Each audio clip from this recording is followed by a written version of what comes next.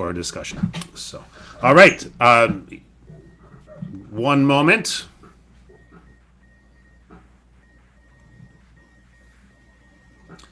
You're good to go.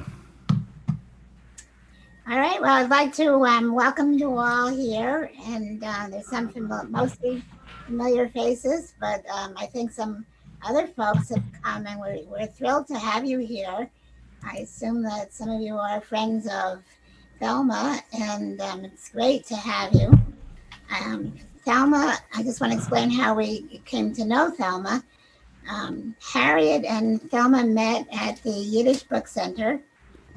Harriet told Thelma about our some of our activities and about our book club. Thelma joined the book club and has been a loyal member. And through that, she's come to some many activities. Now here she is to talk to us about the blah blah blah.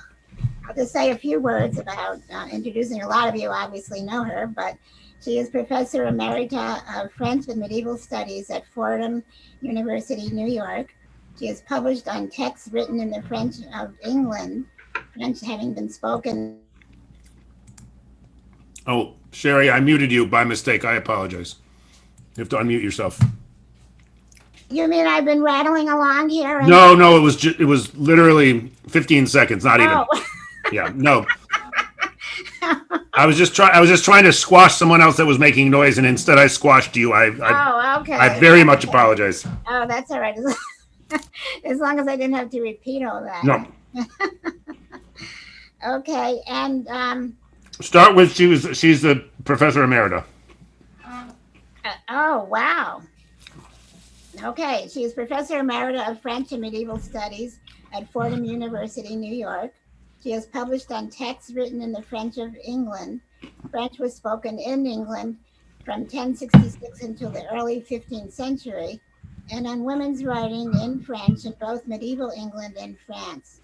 This talk stems from an article she published after becoming fascinated with Elia Levita and his Beauvau book.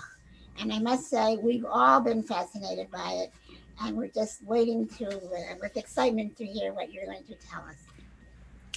And without further ado, you're on. All right, so Thelma, now you are muted, so you need to unmute yourself. You're right. I don't know how that happened. Thank you. All right, and Thelma, before you get started, I'm just gonna say that I'm ready to share the document that you sent me. You just have Okay. to say the word that you're ready for it, and I will share it. I'm ready for it. Oh, good. Okay, I'll do it now then. So you can start while Okay. I'm messing. All right. Well, I want to say thanks to Sherry Leffert and to the Schmooze and Learn group for inviting me to come and speak here tonight. This will be a pleasure. Um, and I want to thank Rabbi Jim for technical help and lots of patience in bringing me along here. My pleasure. Thank you. First of all, let me say that I'm not a Yiddishist and I don't read Yiddish. Um, but I first became interested in the author Elia Levita and his Bovo book when I learned that it was descended from a work written 4 centuries earlier in the late 12th century in England in French. Right, so everybody knows that the Normans with William the Conqueror at the head invaded England in 1066 and the Normans spoke French. And so after that, the aristocracy and then other pockets of the English population also became French speaking.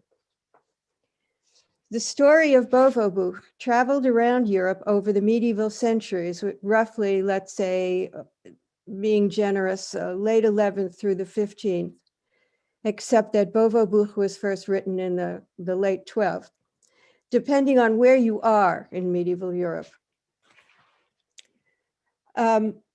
It was adapted into many languages, and its endurance fascinated me, as did thinking about its adaptations into Middle English, Dutch, Continental French, Venetian, Romanian, Russian, Irish, Welsh, Old Norse, and Italian. The Italian Bovo d'Antona was the direct source of Levita's Bovo. Fortunately for me, an affordable English translation had been made by Jerry Smith, and I know that Jerry and some of the rest of you tried to get this, and the price has now shot up to somewhere between $300 and $400. Amazing. This was followed more recently by Gerald Frakes's excellent volume of Yiddish epic translations, which includes Bovo Buch.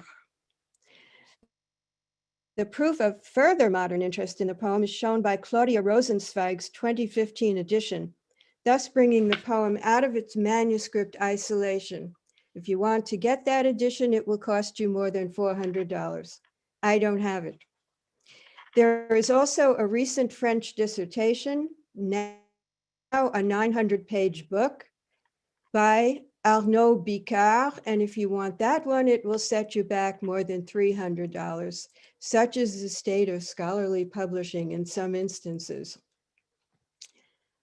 I was also tickled to learn that Bovo Buch had given rise to the expression Baba Meise, after the title of the work had been changed to Bovo Meise, Meise of course meaning stories.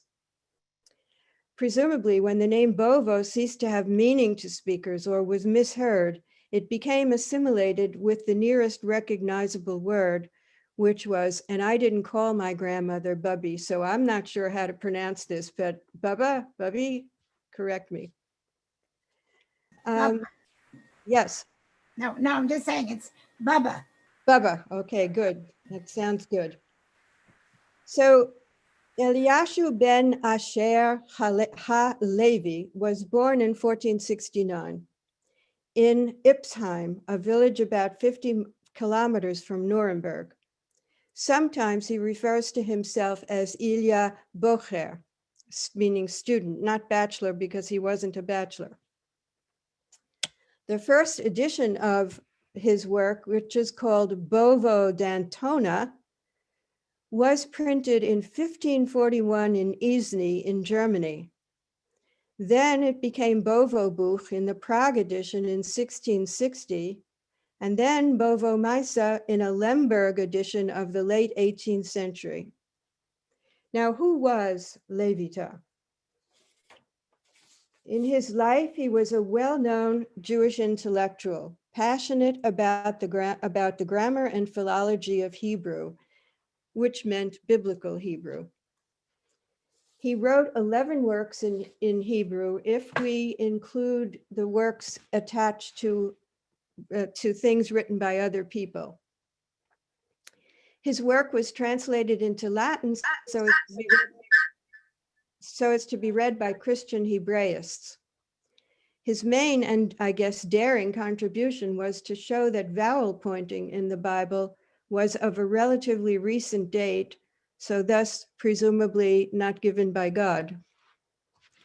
Sometime between 1492 and 1495, Levita went to Italy, possibly because of persecution of the Jews around Nuremberg, possibly because Italy allowed Jews to enter, possibly because of Italy's intellectual brilliance, or possibly for all those reasons. Sometime between 1496 and 1504, Levita went to Padua, remaining there until Padua was invaded in 1509. And you know that whenever the dominant cultures have a conflict, the Jews are in special trouble. So by 1515, he's in Rome, living in the palace of Cardinal Egidio Viterbo, to whom he teaches Hebrew and Aramaic. Rome is then sacked in 1527 by the forces of Emperor Charles V, and Levita goes to Venice, where he works with a printer of Hebrew texts. In 1540-41, he returns to Germany to Izny, where he is invited by the printer Paulus Fagius to help print Hebrew books. And this is when he prints Bovo d'Antona. At some point, he was also invited to the French court, where he would have been an exceptional Jew because the Jews had been expelled in 1394. He refused to go there. He died in Venice at the age of 80, and I've read that his tomb can still be seen in the old Jewish cemetery of the Lido, which is a barrier island in the Venetian lagoon and home to the Venice Film Festival.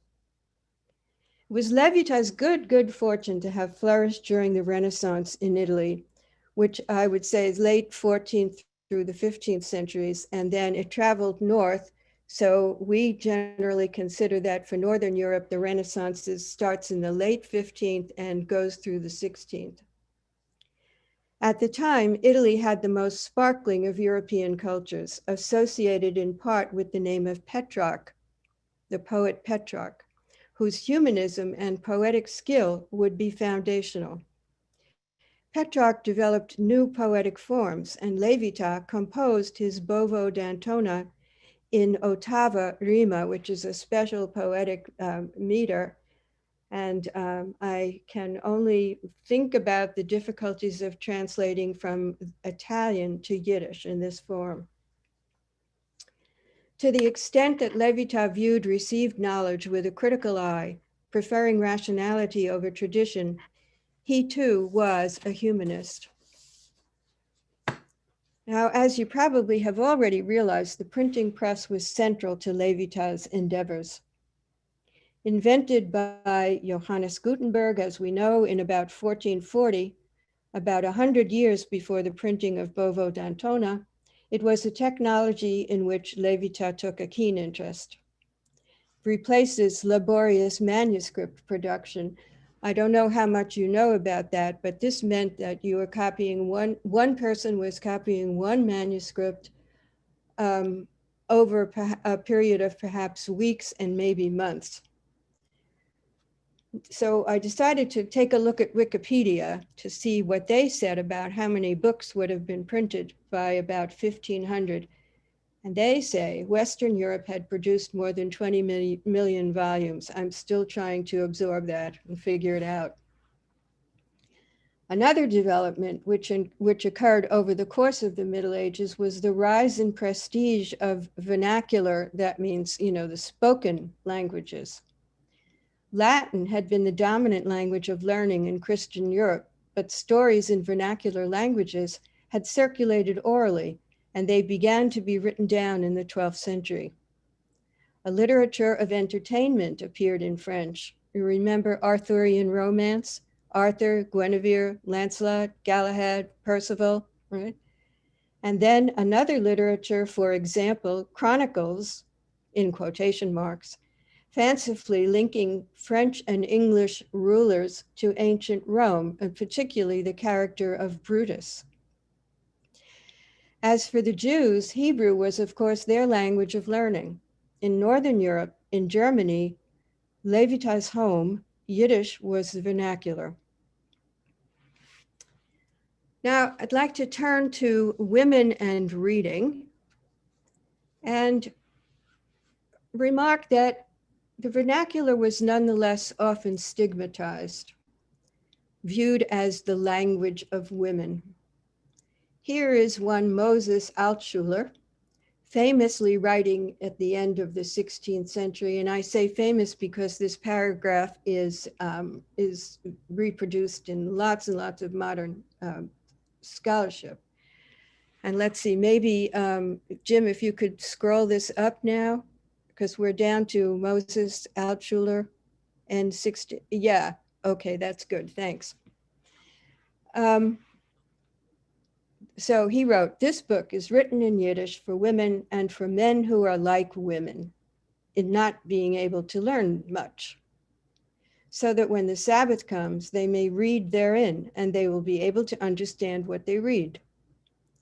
For our holy books are in the sacred tongue, Hebrew, of course, and often include complicated exegetical arguments from the Talmud. And they, meaning the women and these men who are like women, are not able to understand them." What I read here is not only a comment about women not being able to learn Hebrew, but also not being able to follow complicated arguments. Dante, 13th century, stands at the beginning of a long tradition of fretting about what happens when women read, because they'll inevitably read romance and get ideas. In his Divine Comedy, Dante tells the story of Francesca and Paolo, who sit together reading a romance. Well, you know what happens next. This is meant as a cautionary tale. Now, before we turn to Bovo Buch itself, I'd like to make some comments about the importance to Yiddish literature of Bovo Buch. It stands out in the history of literature for Jews as a first secular underlined, romance in Yiddish, meaning that its characters were not drawn from the Bible. It thus innovates by departing from the tradition of Yiddish-based Bible stories that preceded it, such as the Book of Samuel, Joseph the Righteous, and others, called by Gerald Frakes Midrashic epics. Levita's case is unique for another reason. He's the only author of Old Yiddish who fully and openly plumbed Italian sources at a moment when other literature drew upon German or Hebrew examples. So he was innovating and taking a risk in two directions. Now, I realize that most of you haven't had the chance to read Bovo Buch, in part thanks to its exorbitant price, or the exorbitant price of the Smith translation. By the way, if you get interested in this, Frakes's volume of early Yiddish epic, which has lots and lots of texts in it, is about just under $50. But I hope that if you had the time to read the few samples I circulated, you may have a sense of the work. What I plan to do now is concentrate first on Levita's preface to his book, then run through the highlights of the plot, stopping to comment where that seems desirable. After that, I'll ask what we should make of Bovo Buch and explain my use of the term pulp fiction. So now, looking at Levita's preface to Bovo Buch, he says, I, Elia Levi, the author, honorable and courtly servant of all honorable women. This, in Yiddish, Frum Weber, and honorable is Frakes's translation, Smith went for pious. I am troubled, as you well know, that some ladies take it amiss that I have not also published some of my Yiddish books for them, so that they might enjoy them and read from them on Sabbaths and holidays. Well, when you understand the content of Bovo Buch and you know that it was enjoined upon Jews not to read frivolous literature on Sabbaths and holidays, you may wonder at this statement.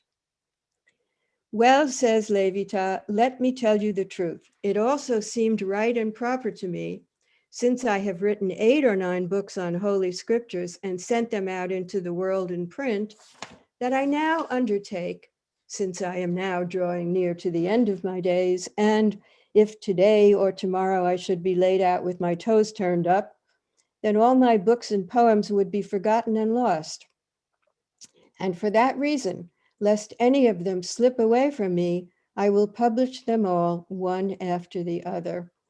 Now, lest any of them slip away from me, this pride in authorship, this desire to establish a good afterlife reputation was also a mark of Renaissance humanism.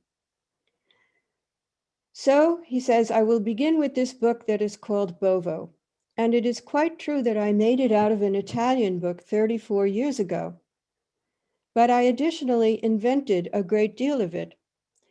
Here is another somewhat innovative comment, because in medieval literature, the author was not invited to innovate. On the contrary, medieval authors were invited to establish their authority by showing that they knew the older tropes and motifs. So I'm not saying that Levita was the first to innovate in this way, but it's rather interesting that he makes this statement and says, I invented a great deal of it.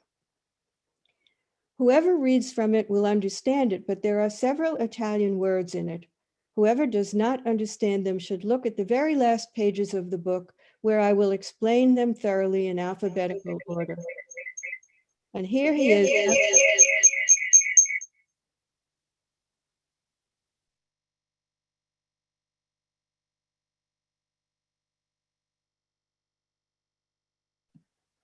Okay, I got unmuted. I think I somehow got muted.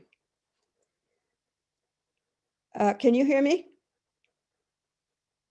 Can't hear. Okay, good. You're Thanks. okay now.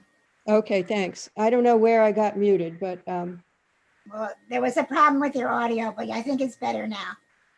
Yeah, that was my fault. I apologize. Someone began to feed back, and so I tried to squash the feedback and ended up muting you before I muted the other person.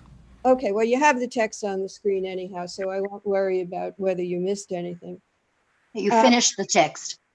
Yeah, I finished the text, and I'm remarking that, you know, here he is, ever the lexicographer, but here's another interesting thing. He expects his work to be read outside Italy.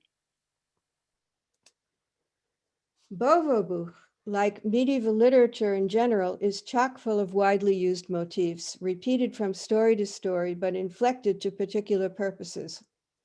Motifs were both secular and biblical. So, for example, the story proper begins with an elderly but unmarried Count Guidon of Lombardy who, quote, when he reached old age, the better he was covered and tucked in bed, the colder he got. No matter how warm it was never enough for him. He acted as if he were freezing to death. His wise warriors said to him, gracious my lord, follow our counsel, send out and search high and low and everywhere for a spirited young maiden to warm and take care of you. What does this remind you of? King David. Yeah, King David. King David and Abishag, right? So Guidon decides to marry the much younger Brandonia the Fair. Bovo is born of this match. But Brandonia, dissatisfied with her marriage to someone she calls an old fart, and this sort of language is characteristic of Levita's Yiddish Bovo conspires to kill Guidon and, quote, catch up on what she has been missing, wink, wink, by marrying Guidon. Bovo flees and arrives in Flanders, becoming a slave to King Arminio of the city of Armonia. And I don't think this playing around with names is accidental. Here is where he'll meet the love of his life, Arminio's daughter, Druzane the Fair. Levita exclaims as Druzane gazes upon Bovo from a window, may she fall from the window if she has ever seen his equal. Now, there are other works in which the heroine gazes out the window at the man she's falling in love with, but nobody ever said, may she fall from the window if she has ever seen his equal. And then she says, how often have I waved and signaled to you, but you never wanted to look at me. You're my heart's desire. Why then do you turn your back on me? Why are you being so annoying? You're breaking my heart completely to pieces. I'm not really all that loathsome. Indeed, I have here 2 fine little tits. She drew out her 2 snow-white breasts, they're always snow-white, and said, are these mouthfuls to be refused? She said, how can you reject them? Bovo did not pay any attention. He lowered his eyes. He was so embarrassed that he did not want to look at her. But not a chance that it would have turned out that way with Elia Bocher. Now, first person narrator's interjection is definitely not uncommon in medieval literature. But what's interesting here is the nature of Levita's comment and the fact that he seems to be competing with his own hero. By now, you're no doubt beginning to understand the carnivalesque or burlesque nature of Bovo Buch. Now, Bovo reveals his true parentage to Druzane, and she equips him with the sword Pommel and the horse Rondel. Very common for heroes to name their horses and their swords, and think about how many modern people name their cars. Druzane reveals the hero's identity to her father, and he happily endorses the marriage. But Druzane's evil uncle, ignorant of the hero's ancestry, objects. Through a ruse he arranges, Bovo is sent to the Sultan of Babylon with a letter of whose contents Bovo knows nothing, saying that he, Bovo, has committed murder. On the way, a beggar robs him of his horse and his money, very common. Thrown in prison by the Sultan, Bovo is ministered to by Margareta the Fair, the Sultan's daughter, who hopes he'll convert to Islam and marry her. Bovo, by the way, that women could convert to Christianity. Saracen princesses, so-called, could convert to Christianity to marry a Christian hero, but the other way around is, as far as I know, did not happen. Learning that Druzane is to marry another man named Macabrun, Bovo rushes to Armonia, crossing paths once more with the thieving beggar. He dons the beggar's pilgrim's costume and obtains a powder that darkens his skin. Thus disguised, disguise is very common, he appears at the wedding, identifies himself to Druzane, and the two run off together, having drugged Macabrun with a sleeping potion. Now here I have to offer an aside about potions in medieval literature.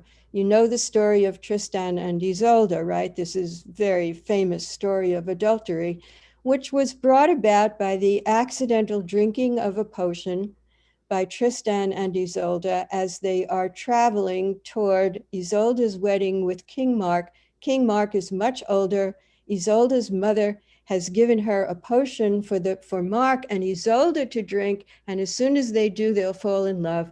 Well, on the boat, Isolde's maidservant accidentally gives the potion to Tristan and Isolde, and this is the beginning of a lifelong love affair that ends tragically. The most interesting potion I can think of is the one that's in the original French poem, where the heroine, forced to marry somebody other than Beuve, gives her husband a potion that makes him think he's having sex with her, but he isn't. So she remains a virgin. Now Macabrun sends the half-man, half-dog Pelucan to bring them back. But Bovo defeats Pelucan, who pledges to serve Bovo and Druzane. In the forest, Druzane gives birth to twins, assisted in the birthing by Bovo and Pelucan, thus violating some more Jewish law. While Bovo is gone looking for a way home, two lions approach Druzane and the babies. Pelucan attacks and kills the first lion, but the second lion kills him, gulping down his forequarters, but leaving his hindquarters in accordance with Jewish law. Now, the lion may be more Jewish than Bovo, who is actually never identified as Jewish. Druzane makes her way to a ship and arrives home. Now, what may seem like a series of hapless episodes, and I understand entirely, now circles back to the beginning, as Bovo gets revenge against Dodon, his stepfather. Bovo joins forces with Teyretz, a character named Teyretz, to fight Count Dodon back in Antona. Dodon's wounds do not heal, so he orders all the physicians in his land to come to his aid. Bovo, disguised as a doctor, wiser than Galen, wiser than Hippocrates, wiser even than Avicenna, penetrates to Dodon's bedroom and promptly dispatches him. Bovo's mother is banished. Another circle will now close. Remember Margareta. Bovo learns that she needs help. He returns to Babylon with Teyretz and defeats the enemy. Grateful, Margareta offers to convert, although I don't know what she was going to convert to, and marry Bovo. Preparations for the marriage get underway, But Druzane, hearing this alarming news, disguises herself as a musician. Again, this is not original with Levita, but this means that she has now disguised herself as a man. And she attends the wedding feast. She identifies herself to Bovo by means of a ring that he recognizes. There is no marriage to Margareta, who marries Teretz instead. Bovo marries Druzane, and they return to Antona, where they rule lands far and wide and live happily ever after. Levita says in closing that Bovo took up residence in Antona and entertained himself with Druzane. He did not know what to do with her. A parting shot from the author. Like the original French book, Bovo is a story about dispossession by one's own family, loss of one's land, and the quest to reestablish ownership. No doubt Levita's final words are formulaic, but they're not devoid of meaning. When he says, "May God lead us into Jerusalem or some little village there and rebuild the temple for us." Well, what should we think about Bovo Buch? Jerry Smith regrets that in Bovo d'Antona, you remember that's the original name of this, quote, "The hero is static and two-dimensional and evidences little growth or maturation in the course of the tale. The action is extremely episodic and there is little overall structure or plot development." Well, from my perspective as a medievalist, these are peculiarly modern expectations. Evidencing growth or maturation would have been a bizarre idea for most of medieval literature, especially this kind. That's not what it was about. Episodic structure is often characteristic of medieval romance and epic. And this may well have to do with the conditions of reception, that is, the conditions of reading or more likely hearing.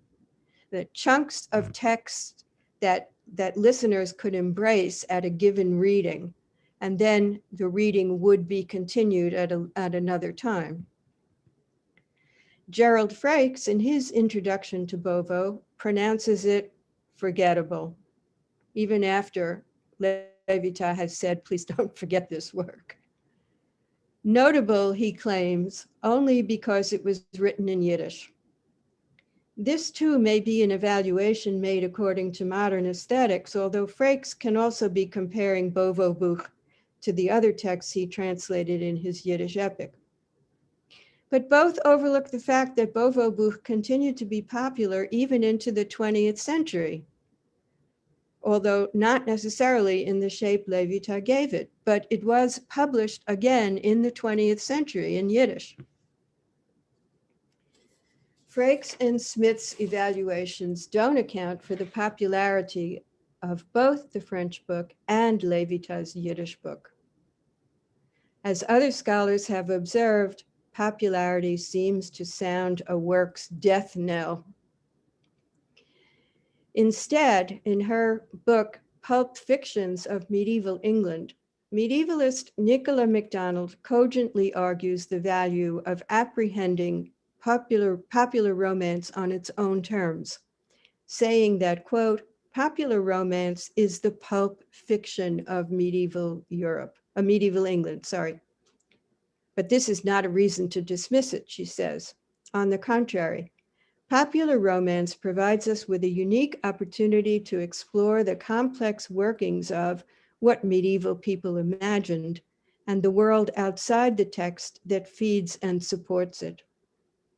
She adds that formula, stock motifs, repetition, and recapitulation of key events and themes, inter-romance exchange, that is, the common motifs that I pointed out, and citation of bookish sources, Hippocrates, Galen, Avicenna, etc., all serve to remind the audience that the romance is the product of a well-read author and that he has skillfully constructed his work. Pulp Fiction, you may recall, refers to a kind of very racy, action-based story published in cheaply printed magazines roughly in the first half of the 20th century, mostly in the US. And its name is taken from the paper it was printed on. Another scholar, Myra Seaman, says, Beeves, this is from the English translation from the French, Beavis of Hampton. Beeves' qualities indeed exemplify what we think of as typical of English romance. Its string of apparently unrelated adventures, its repetitious style, its popular rather than courtly hero, its hero's inelegant combat with giants, boars, and dragons, its emphasis on plot, and its attendant lack of philosophical deliberation on the implications of the hero's and others' behavior. The general accuracy of those descriptions is not in dispute. Rather, they bring us only to the investigation's starting point. I thank you for listening.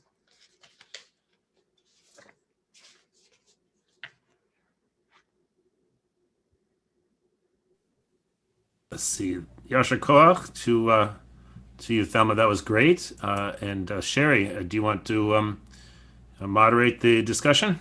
Yeah, sure. I thought I didn't realize I was muted. I just really want to thank Thelma for enlightening us about this wonderful, delightful book. And some of us have had a chance to read it. So I'll bring up for questions and comments. Great. And Sherry, just FYI, I've made you a co-host. So in case you need to squash a noisemaker, you now have that power. So. Okay.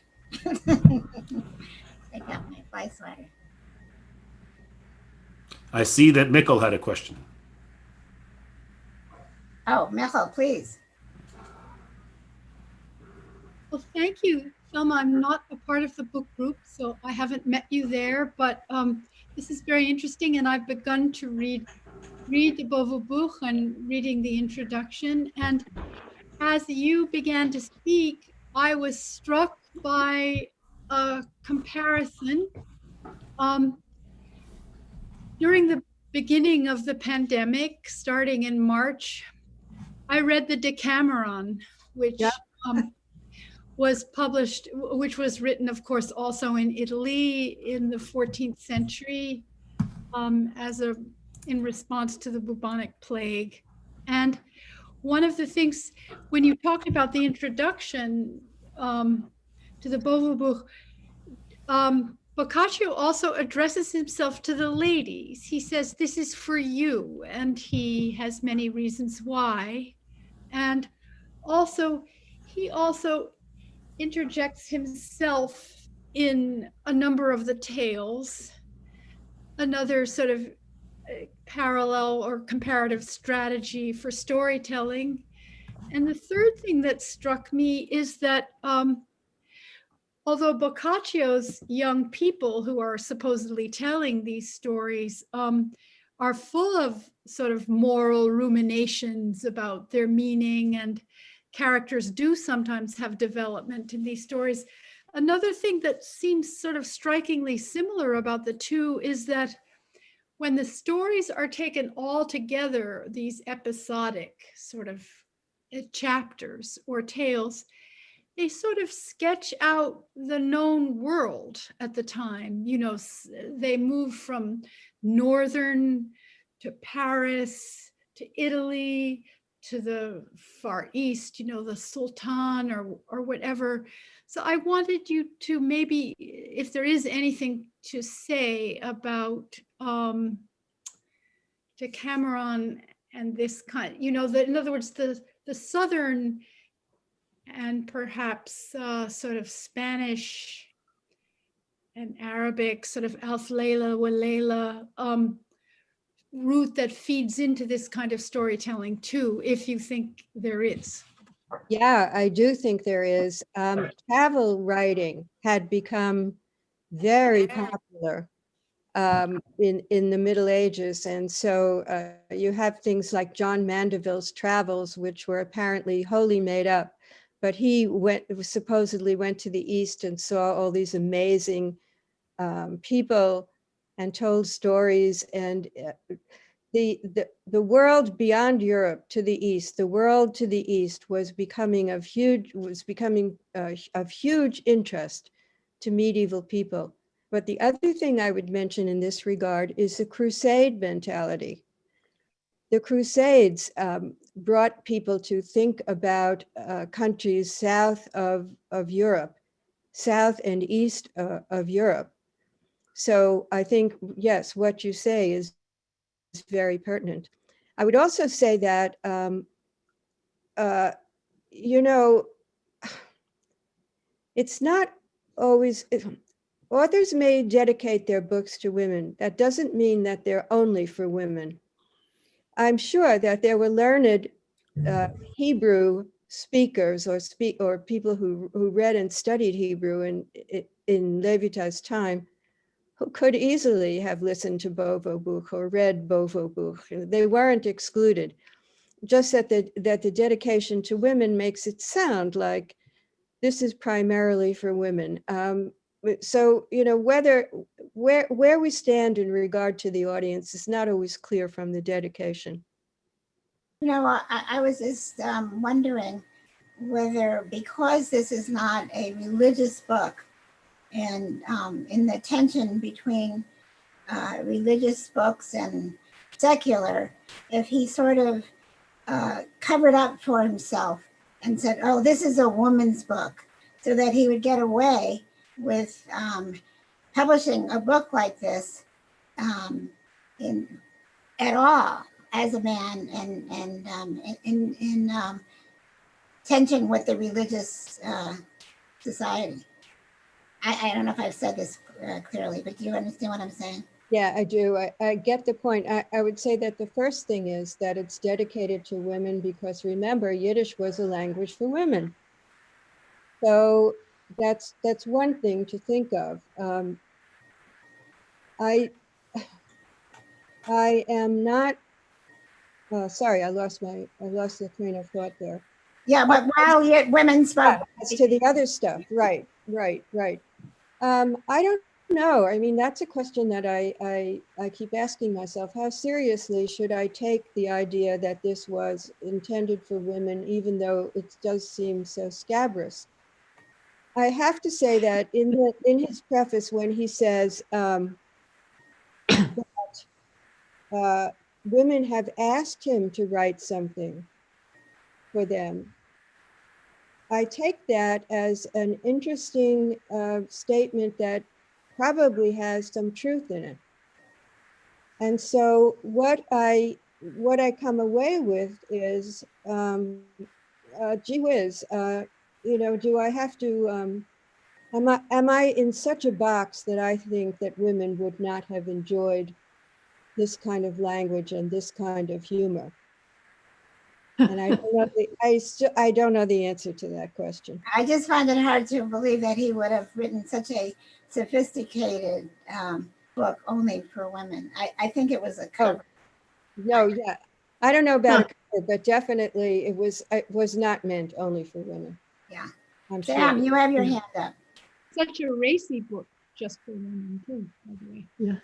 Are you talking to me? No, well, I said I did see that Ellen has her hand up. Let's have Ellen, then Sam, and then Okay, Ellen. Okay, so I'm now unmuted. Yeah. So first of all, thank you very much. When I read the summary of the book, and I, of course, we were reading it I was reading it this last couple of weeks when we were reading the Joseph cycles, the biblical Joseph cycles, and there were so many motifs that taken from there, and the Judah cycles, and there are so many motifs, even up to the point of the princess giving the princess giving birth to twins. I mean, that's also a motif. So that was all in there. And so I found that really interesting. And then I also found myself thinking about Shakespeare, that has all of these kinds of tales in all of his comedies, in many of his comedies, where you have the mistaken identity, or the masquerade, and these things going on. So I was really fascinated that that that the actual origins that you've traced go back to the 1200s, and that you can sort of trace the genealogy of the text through different cultures and languages from there. Hence, but my question actually has more to do with whether there is also, beyond that literary genealogy, whether there's also an underlying set of motifs that are known from folklore. And I was thinking about the motifs that Albert Lord, the great Slavic folklorist, identified decades ago, and regaled those of us who were fortunate enough to take a course with him, regaled us with the way these motifs circulated across Europe, Eurasia.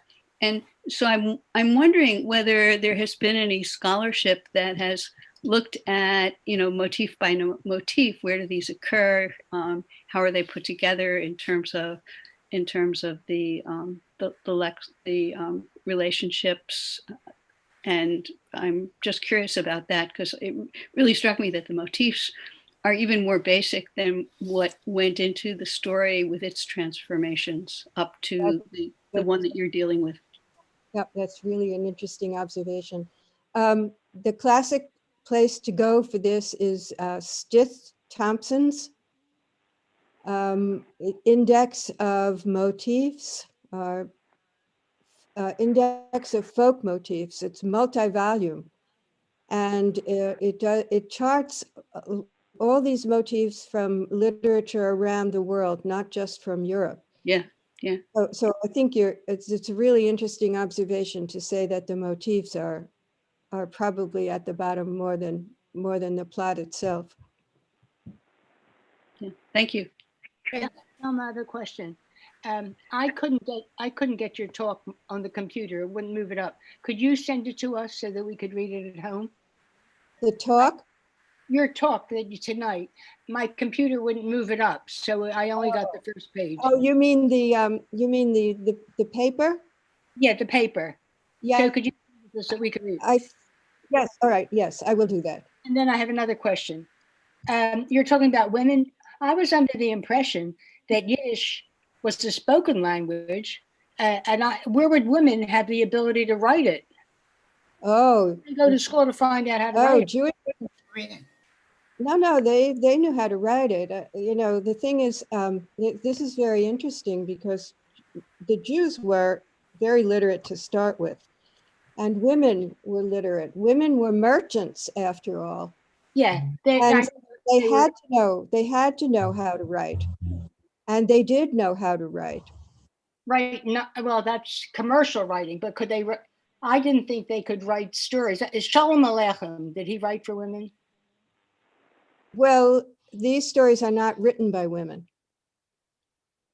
But the women, I didn't think the women had the ability to read Hebrew, Yiddish.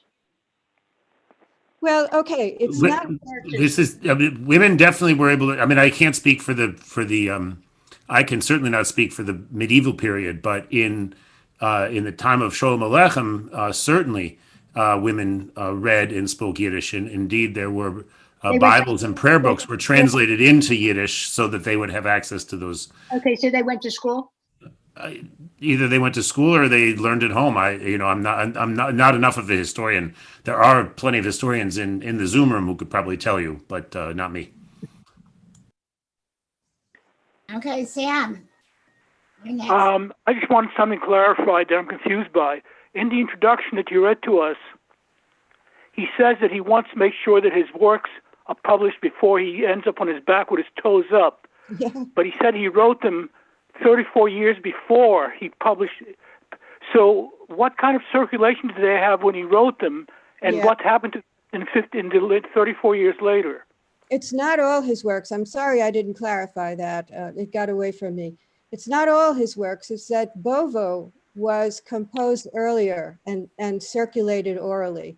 And then at this point in his life, when he realizes that he's approaching death, he wants it written down so that it is transmitted to posterity. So you mean people actually went around like with Homer with the Odyssey and reciting the book from memory or something, or printed or handwritten editions? Absolutely. Amazing. Absolutely. By the way, I want to mention along travel logs, we shouldn't forget about Marco Polo. That's right. That's absolutely right. We shouldn't forget about Marco Polo. He was, yes, he was very important. Jim, you're next. Okay. First of all, Sherry and I did have an opportunity to visit the Lido Cemetery in Venice. Oh, An extraordinary place to visit, to get a guide who takes you there, and you get to see the graves of so many Jews from those period, from later periods mostly, but from the 1700s and so on, and the 1600s. And I only regret that we didn't know to look for Levitas' grave. But it's definitely a place that should be on everybody's list of places to visit. I also I wanted to ask about the other. In a sense, there was this original story in French. That's what you said. yeah. And all these different languages took off from it. All these different stories were written. And I'm really curious as to how different all these stories were from Bobo. Because, and also in that regard, it seems to me, you mentioned Bevis of Hampton, that Bevis and Hampton, it seems to me, was one of those heroic figures that is mentioned in Don Quixote, because Don Quixote is always trying to emulate these heroic figures. So I just wanted to ask if I was correct about that. You are correct about that. I wish that I could discuss the adaptations that were made, but I don't read all of those other languages either. So, but I will say this, that the notion of plagiarism, as we know it, did not apply to the Middle Ages. The idea was that you were, in fact, supposed to reproduce what others had written to show that you were authoritative, that you knew those works. So if you think translation in the modern sense, that wouldn't really be a good way to think about these, what I'm calling adaptations, because even without being able to read them, I would, well, I don't know, bet my final 50 cents maybe on their being pretty different from the French original.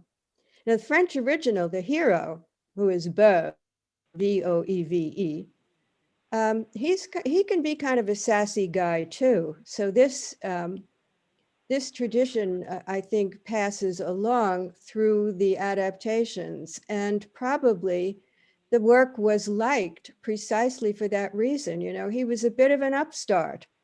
And he had troubles with the king, and the barons were always at war with the king, you know, having things taken away from them. So I would say that, you know, whatever was done with the original story in all these languages probably would show considerable variation from the original, but I don't know.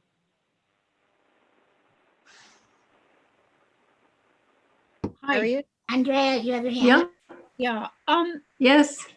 Oh, no, are you both? I see Andrea and Harriet. So Andrea will go and then Harriet. Okay.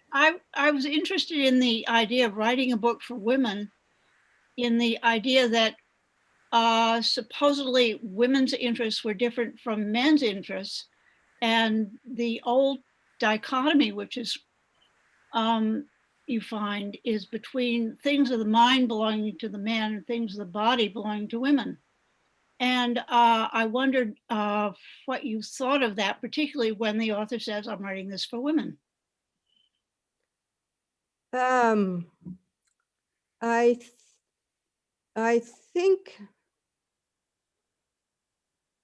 you know, as I said, I think that he says he's writing it for women, but it wasn't only for women. I think that saying that you're writing it for women is kind of a standard opening.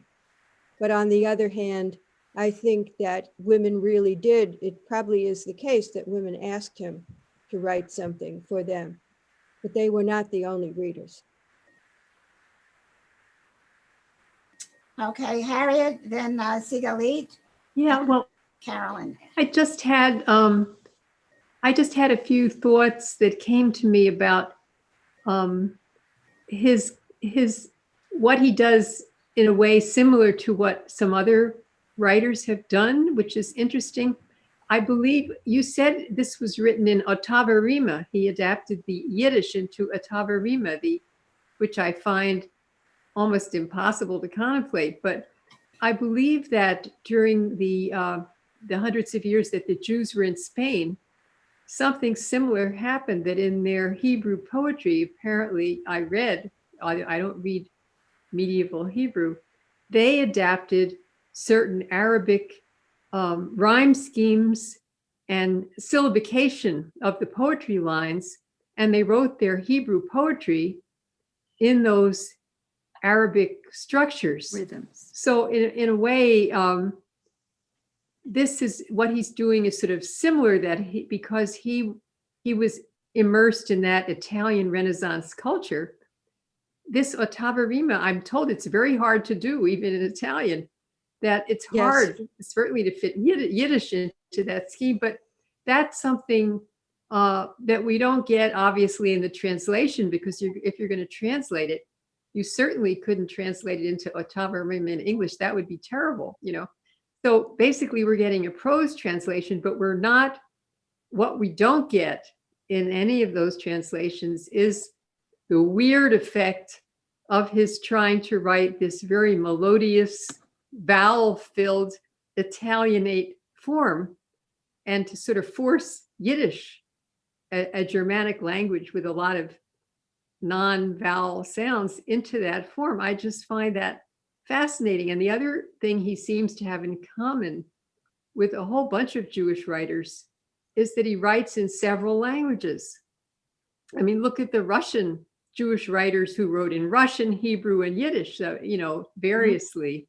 Mm-hmm. So he wrote in Hebrew, but then he wrote this in Yiddish. And it just shows the kind of, and of course he must have known Italian if he tried to imitate Ottava Rima. So I think we can put him right in company of a whole lot of other Jewish writers on those two counts. And the third count is that he wrote some things under a pseudonym. And this puts him in company with a lot of other writers who wrote their shund, who wrote their trash, who wrote their poison, you know, their sort of low grade stuff. And then they also wrote more scholarly stuff, and they wrote it under two different names. I read various accounts of that. So I just think it's interesting that although living so long ago, that he has those three qualities in common with a whole bunch of other Jewish writers who were both separate and part of the societies in which they lived. And he seems very modern to me from that point of view. He doesn't seem far away at all. No, I would agree with you. He does seem modern, particularly compared with what I know of literature before him. There's a lot in what you said. I just want to comment on the fact that he knew these languages and others knew these languages. And to my mind, that Jews were often the true multilinguals of the Middle Ages, because they had to speak the language of the country in which they were living, or the culture in which they were living. And then a stratum of the Jewish population knew Hebrew, and then they would have brought their daily language with them.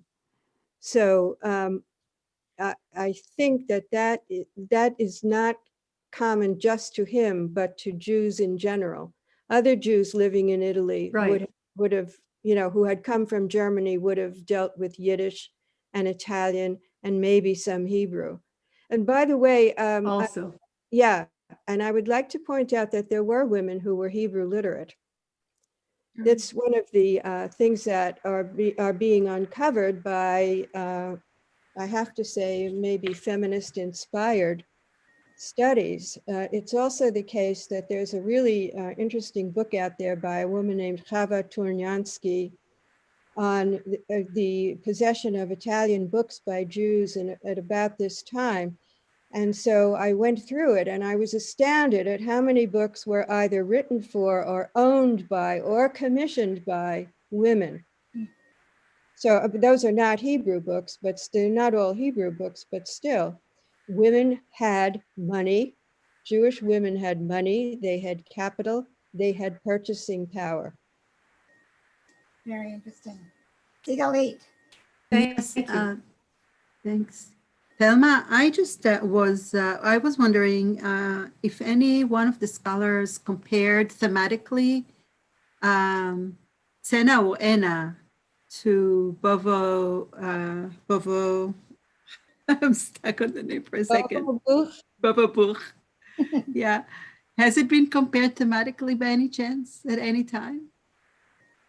To, you saying to the prayers? No. Tsena or Ena. Tsena or Ena. I wrote it in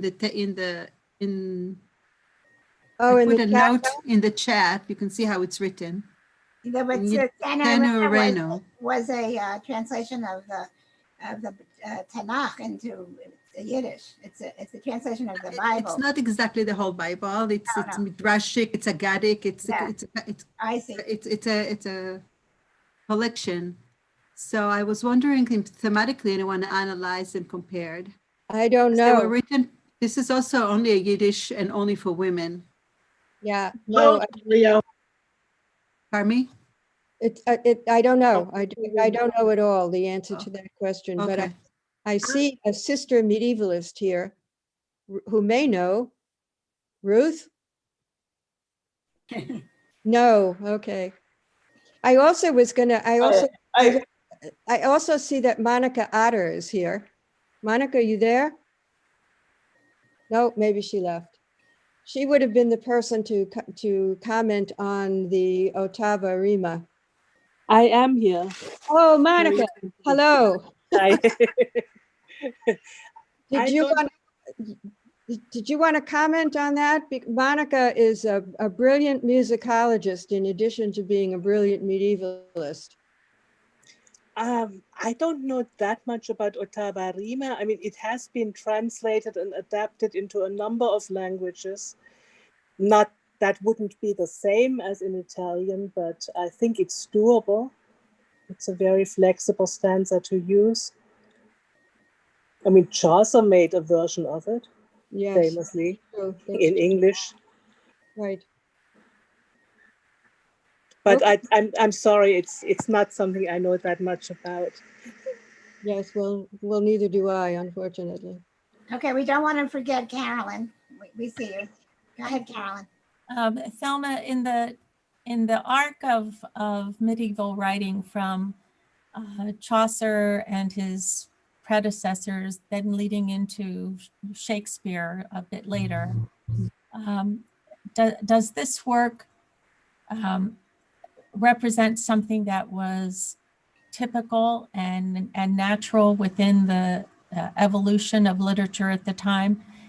And what makes it unique to or of interest to us is because it was in Yiddish? Or was there something particular about the work in the context of others written around similar themes that makes it just more typical and standard for the genre and the period? Well, I would have to say that this is a very different kind of writing from, let's say, Chaucer, but it's not. But there are shared themes and motifs. So this is a very difficult question to answer because there is no one arc, I would say, of medieval literature. There are arcs. There are threads to follow, and they're different threads. But I wouldn't put this kind of romance or this kind of pulp fiction, if you want to go with Nicola MacDonald's definition of it, I wouldn't put that in this, although it shares motifs, it shares some things, I wouldn't put that in the same bag with writing by Chaucer or Shakespeare. Why?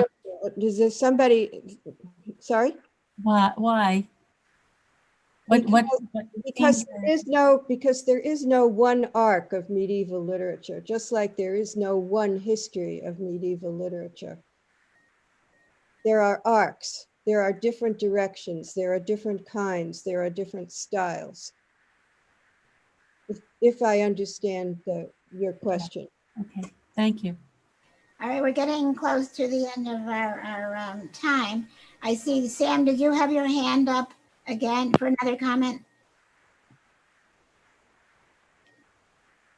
Or maybe that's left over from before. I just had a question, and I guess. Oh, yeah, I did. I have a quick one. Yes. So I'm fascinated by how this was communicated to the audience, reading and non-reading. So you mentioned that it was first originated as an oral transmission, which makes me think that the meter that Harriet discussed was also an easier way of remembering it.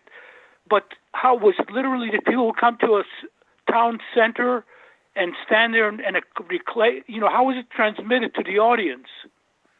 Well, there were all kinds of ways of transmitting literature. There were fairs. There was entertainment in royal palaces. I mentioned, for example, that the cardinals, they would have had entertainment. They would have had dinner entertainment. So there were all kinds of ways for transmitting this literature. And there was something else in your question that I wanted to comment on, and now I don't remember it. I was wondering whether the meter was applied to the people it was to memorize. Yes, so the early literature was in metrical form, and that was a mnemonic.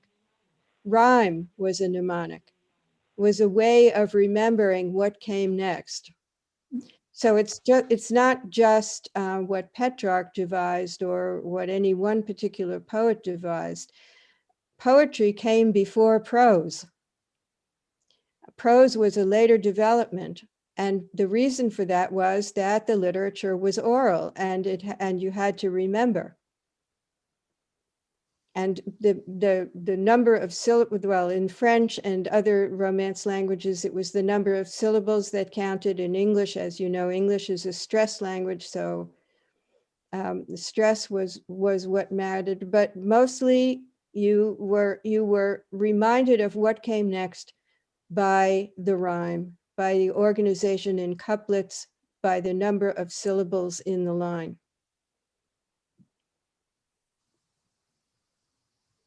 I wanted to ask you about one of the aspects I found most delightful was the Yiddishisms that Jerry Smith included in the translation. Yeah. And I wondered, though, to what degree they were his own sort of translation of the translations, or if that was exactly how it was in the Yiddish version. I don't know if you know the answer to that. I don't. Like that oy vey, they were always saying oy vey. Yeah. And it was just so funny. And then there were, some of the body parts where the bear tuchus, and I think I had the feeling that he did a wonderful job of conveying the flavor of what the Yiddish would have been like, but I don't know to what extent that was his own addition, or Yeah. No, I mean, I think that's a very interesting question, and I suspect that some of it was added and may not be in the original. And remember, the 1541 version of it has only just been published by Claudia Rosenzweig. So, and I haven't seen it.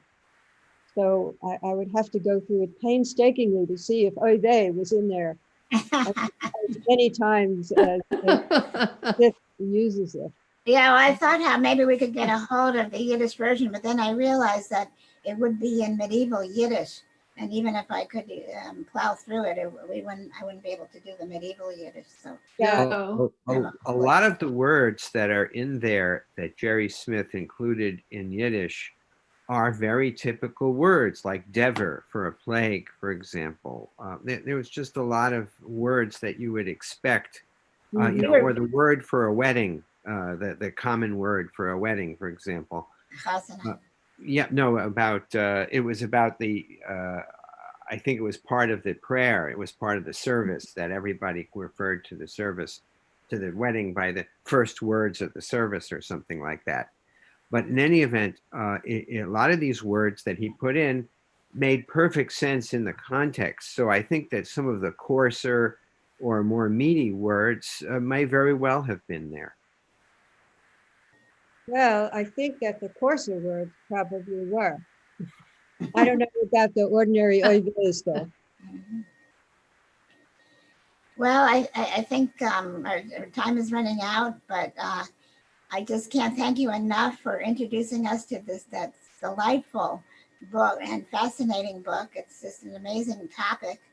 And thank everyone for coming. And we really appreciate all the preparation and what we've talked about tonight. No, thank you. Thank you very much. I'm sorry that I couldn't tell you more about the Yiddish, and that's probably never going to happen, but I hope somebody in the group will one day brave the Yiddish and let us know. Well, Thelma, thank you very much. Thank you so much. This was great. And you will be able to find this on YouTube if you'd like to review it. Will be available on my channel, Rabbi Jim Morgan. I'm the only Rabbi Jim Morgan on YouTube. So. Good night. Thank you, Thelma. Thank you, Sherry, so for organizing this. Is lovely. Thank you. Thank you. Good night, everybody. Great. Good night, Good everyone. night. Thank you. Good night. Hey. Yeah. Hey. Good night. Thank you. Good night. Good night, everybody. Good night.